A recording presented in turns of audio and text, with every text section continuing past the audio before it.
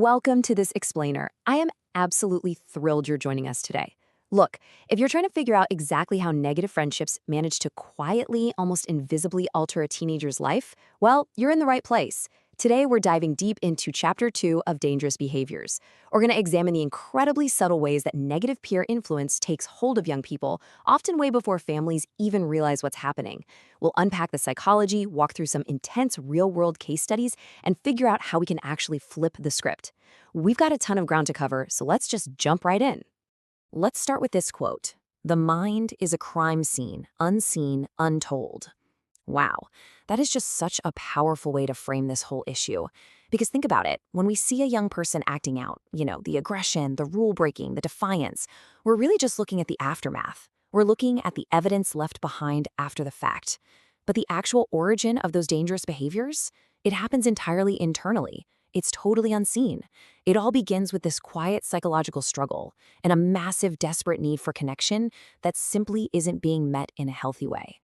Section 1. The quiet behavioral shift.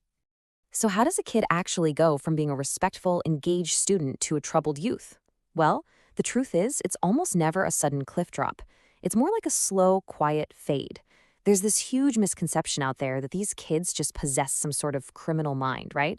But the source material makes it crystal clear. They absolutely do not. The root of all this isn't inherent malice. It's actually beautifully, tragically human.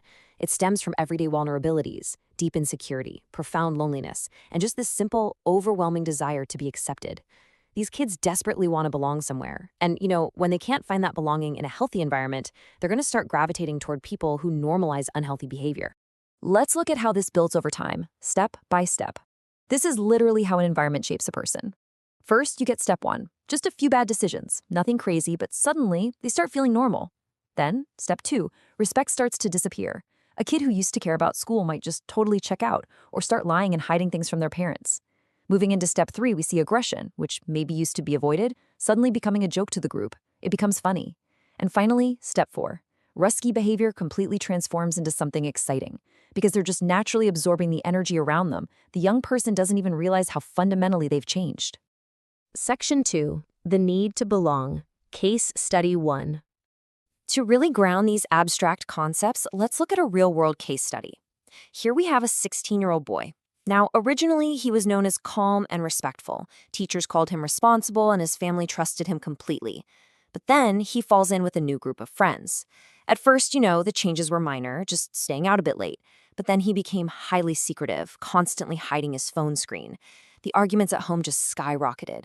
Eventually, he stopped showing up to class, his grades absolutely tanked, and he became incredibly aggressive toward everyone, but especially his family. And this slow shift didn't just stop at bad grades and slammed doors. It culminated in some very severe real-world consequences. One night, this previously calm, totally responsible kid actually got involved in a violent physical fight that left another young man seriously injured. That quiet, internal shift we talked about earlier, it had finally spilled over into a devastating external reality.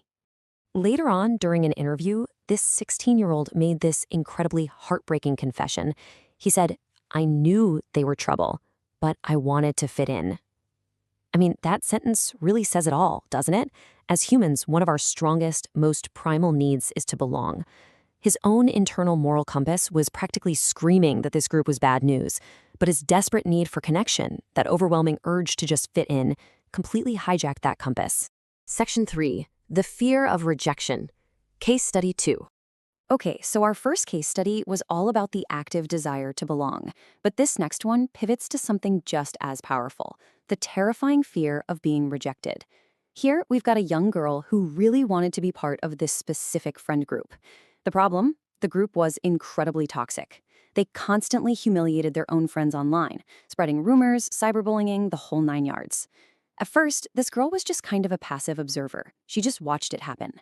But eventually, she started actively joining in. She helped spread cruel rumors all over social media, and the harassment got so bad that one of the targeted students literally stopped going to school altogether. So, what drove her to do this? The answer is in her interview. She confessed, "I did not want them to turn against me." She wasn't participating because she actually wanted to hurt anyone. She was acting out of pure terror. The intense fear of becoming the target herself. That terror of total isolation essentially forced her into this cruel behavior that she otherwise never would have stood for.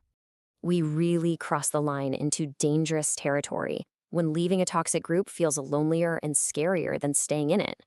When a young person hits that specific breaking point, they slowly lose their grip on what's acceptable and what isn't. Ultimately, the fear of isolation outweighs their sense of right and wrong, and the group's identity totally overrides their own. Section 4, the social media accelerant. Now we need to raise the stakes a bit and look at the massive modern complication that puts all of these psychological shifts on fast forward. Today, negative influence moves faster than ever before. Digital platforms, things like AI, TikTok, Facebook, and Instagram, act as absolute accelerants. We're talking about a crushing 24/7 stream of peer pressure. It used to be that kids could leave the school bullies at school, right? Not anymore. Now that negative influence follows them home, buzzing right there in their pockets. And what's actually happening on these platforms? Dangerous behavior gets a shiny new filter slapped on it. It gets repackaged as harmless entertainment or as a way to gain popularity and power. Kids are out there chasing likes and participating in dangerous trends just because they're terrified of missing out. What's really tragic is that they end up hiding their own very real emotional pain behind this wall of digital aggression, often just mimicking what they see online without grasping the very real emotional or even legal consequences. Section 5. Guidance can change direction. All right, so we've covered the psychology, the heartbreaking case studies, and the digital accelerants. Now let's pivot to the actionable solutions, because awareness is what actually protects lives. And as community leaders, mentors, and adults, we have a massive role to play here. First, we've got to face a harsh reality. A lot of young people are navigating this intense pressure completely without parental guidance. And look, this isn't necessarily about a lack of love. Often, parents are just totally consumed by intense work schedules, trying to keep the lights on. In other cases, it's due to huge systemic issues like incarceration or substance abuse. But the result is the same.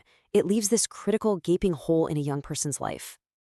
What's really interesting here is how we have to redefine what true leadership looks like in this context.